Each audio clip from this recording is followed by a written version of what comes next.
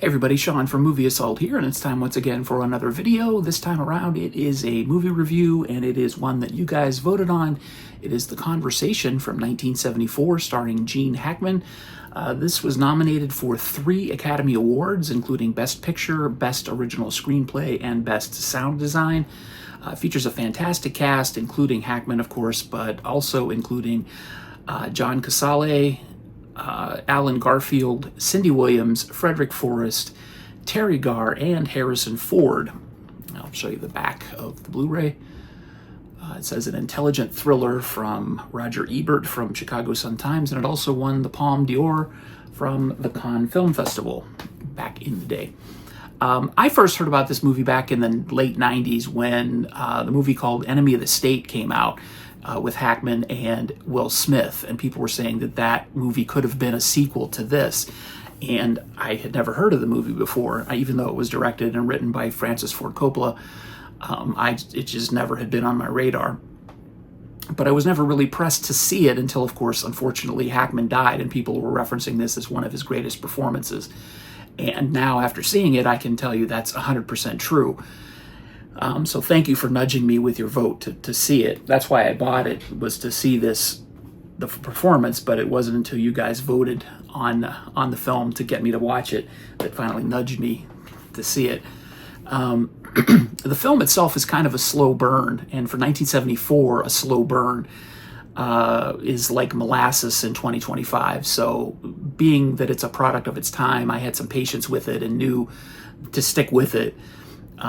But somebody who's just sitting down to watch a movie in 2025 probably won't have the patience for this, and unless they're familiar with the time that it's from. So your mileage may vary on your enjoyment of this. I'm aware of that.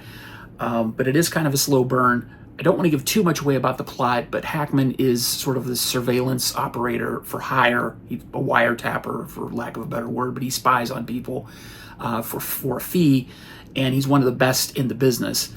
And he records this conversation between 2 people played by Cindy Williams and Frederick Forrest. And there are a lot of things discussed in this conversation that he can't make sense of, but he says it's not about him, it's not about what's being said, it's about him getting the conversation on tape and delivering it to his client. That's what he's worried about. It's not personal. He doesn't care what's on the conversation or on the tape. But he slowly gets drawn into what's on the tape and why this company wants it and what they're going to do with it once they listen to it. And circumstances start to unravel in his life as well. His life is very lonely. His he doesn't have any friends. His girlfriend of sorts, his relationship with his girlfriend is very strange. He doesn't want her to know anything about himself. And when she starts asking too many questions, I'm talking like super basic questions, he gets a little upset. So it's really kind of an interesting life that he leads, and he gets even more lonely as he gets more and more into this investigation. The performance from Hackman really punctuates that, and it's also helped along by an excellent score by David Shire, and the sound design in this is groundbreaking stuff. This really was before we had sort of, surround sound type things. They remixed it for the Blu-ray into, I think, 7.1 on here. I listened to it, it was 5.1, but in the original theater release it was mono. But just the way that the sound is used is phenomenal for its time, and it still works really well today. But there's a lot of spatial stuff going on. You'd have to watch the movie to understand what I'm talking about, but the sound design is fantastic, and it was nominated for an Academy Award for it. It's just an excellent movie if you're into slow burn thrillers.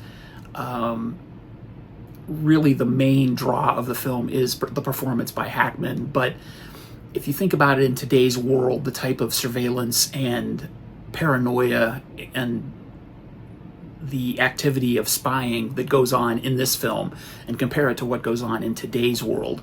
I mean, in today's world, we literally walk around with a tracking device, our cell phones, which literally has a microphone on it, and allow ourselves to be voluntarily tracked everywhere we go, with or without granting explicit permission. You could only imagine what the character from this movie, Harry Caul is his name, and it's interesting that that's his last name. It's spelled C-A-U-L, but there's a lot of, talk about tapping phone calls and stuff. That's his name. It's kind of an interesting name.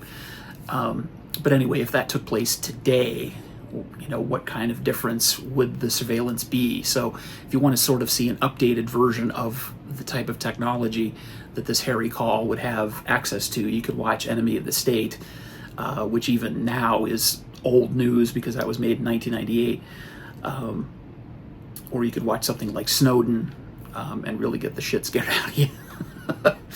But as a story and as a film, the conversation is really interesting. It has an interesting ending that may be as divisive as the pace of the film, but I really enjoyed it. I thought it was great. I'm going to give it an 8 out of 10. I thank you guys again for nudging me to see it. I can't get into too many of the details of the plot because that would spoil a lot of it. But I really think the hook of this film is the performance by Hackman. This is a great showcase for his talents, and a lot of it is nonverbal communication stuff that he does with his eyes and how long he'll direct a gaze towards something, or just his posture. It's just really a masterclass in acting, and he was one of the greats, and this is truly a showcase for him. So definitely well worth seeing.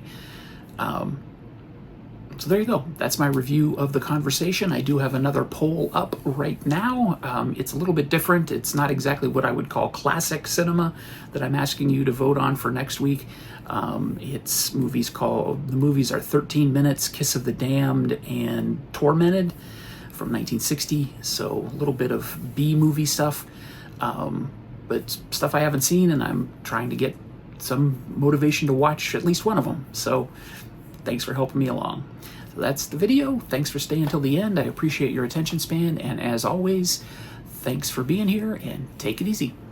See ya.